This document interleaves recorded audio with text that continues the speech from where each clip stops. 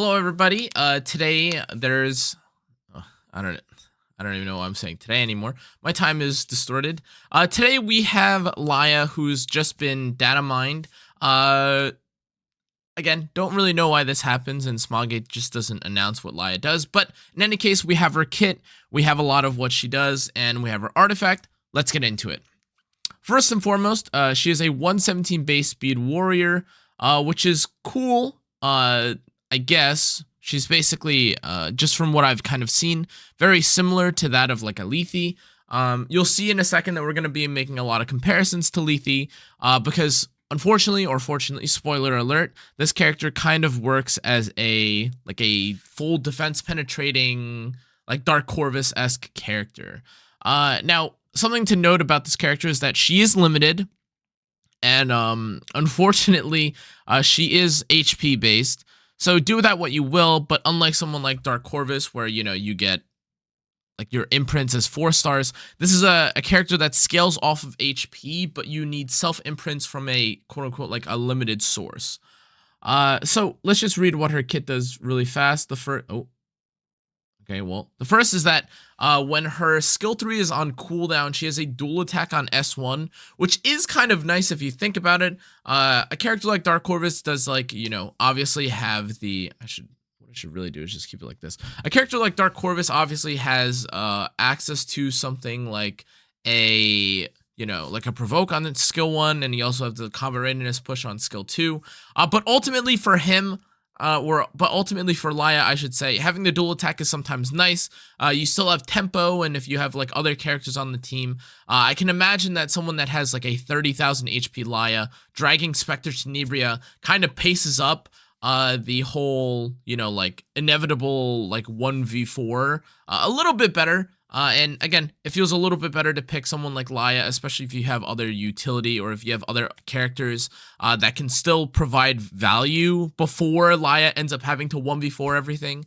I think of like characters like Aiden in particular, where it's like, okay, well, all right, someone has like Sage Ball and a bunch of whatever, like, or like a bunch of utilities, and then Laia gets a little bit more value just because like you can lower the health bars of the Karina or the other like really super like cringe anti-cleavy characters, and then Laia gets to do her thing and inevitably 1v4. Anyways, long story short, it kind of feels like a bit more of a utility, or like it feels like you have a little bit more utility with Leah or with Laia, and it isn't just like Dark Corvus praying that he gets to S3 4 times in a row.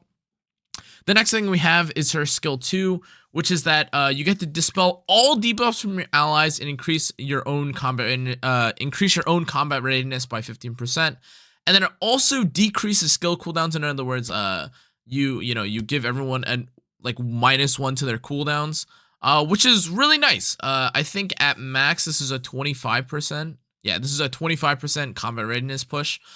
This is really huge because, again, now what we're talking about here is that formerly we were talking about something like Sage Ball, where he can like sleep or he could skill 3, but like this is a kind of different kind of Sage Ball, or you could say this is a different kind of Crow, a different kind of Lethe, a different kind of Dark Corvus, in terms of having like this insane nuke on skill 3 and like the kind of game ender.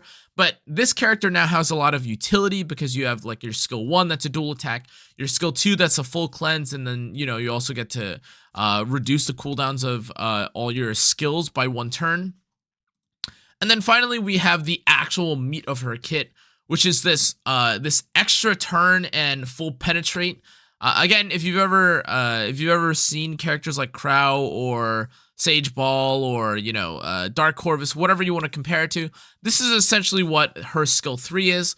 There's been some data mines about the exact comparison, or about exactly what the difference in or exactly what the damage of the skill 3 is. From what I could tell, it looks a little bit weaker. I believe the POW rate is 0.87 or something to that extent. And again, this skill 3 has a little bit of a different caveat to it, because when this skill is on cooldown, you do gain a dual attack on S1, which again, technically other characters have something similar to that, but not quite. It is kind of interesting, and again, if you end up using the skill or the soul burn on this Laia, that's when you would start comparing it to like a Dark Corvus, where a lot of people say like, oh, well, Dark Corvus is S3, or well, Dark Corvus doesn't do that well against certain matchups where he doesn't have souls. This is kind of where you would, this is the kind of similar comparison that you would want to make here. Like, how much damage does Laia's S3 do with soul burn as opposed to like without? A character like Lethe, for instance, is a little bit different than Laia, just because Lethe obviously doesn't need souls in order to activate her S2. So keep that in mind when you're comparing the two. However, just in general, I think that the whole penetrating defense, the extra turn, all these things are pretty good. You can't crit. Whether or not the actual damage will be enough, I know is a little bit here or there. I think, at least for what I'm seeing right now, the damage isn't so poor that you couldn't justify picking the character in certain situations.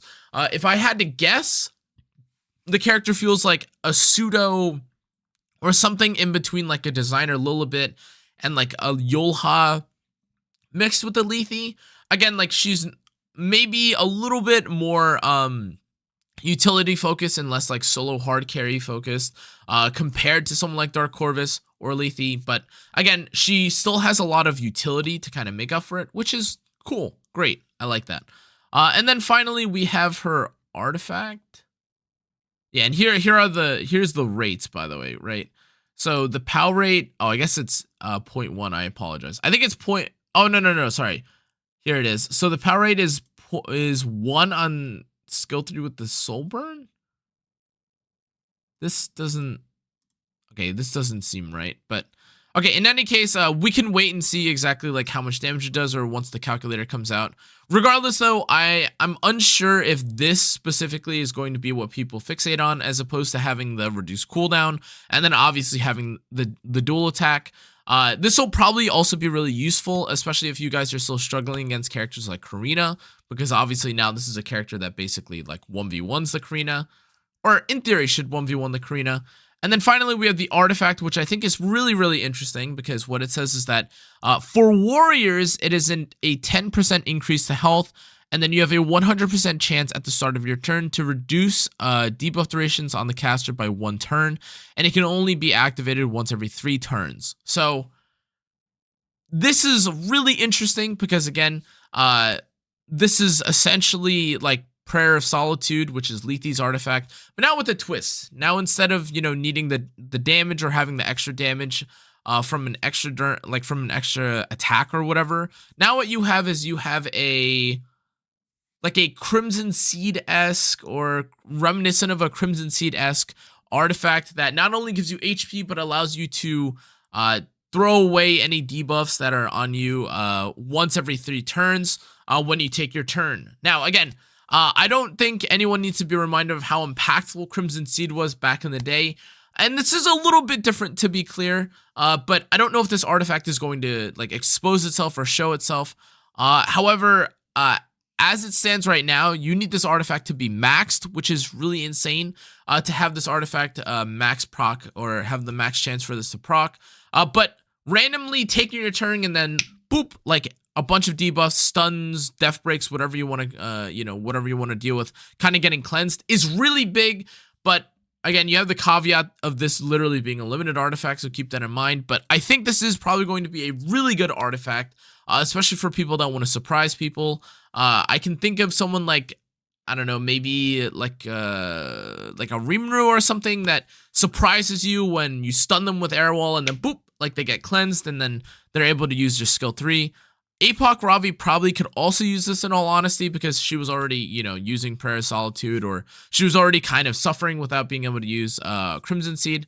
But that's basically, that's basically the data mine, guys.